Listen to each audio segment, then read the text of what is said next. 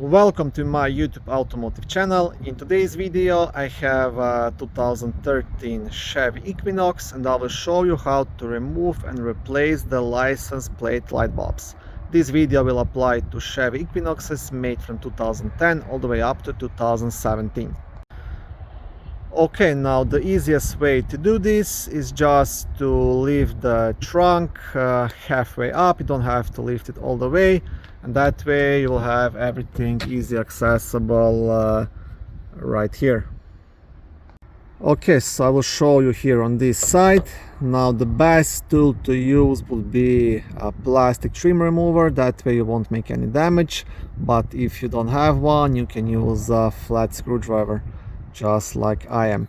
So all you have to do, you have to pry this light assembly out. So you want to do it here from this side, gently get under it and pry it out. Once you have it out, you can completely remove it.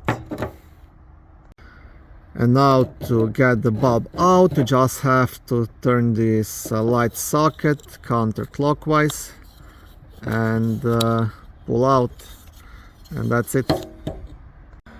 To replace the bulb itself, there is no twisting, you just pull it straight out.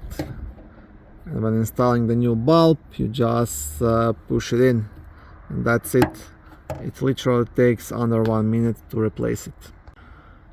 Now one more tip before you put everything back together. You can see how much mud is all around here. You really want to clean all this here inside. You want to clean this housing as well.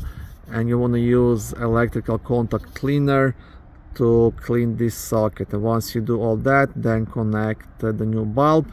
And before you install it inside the housing, make sure that it actually works. So turn on the lights and test it.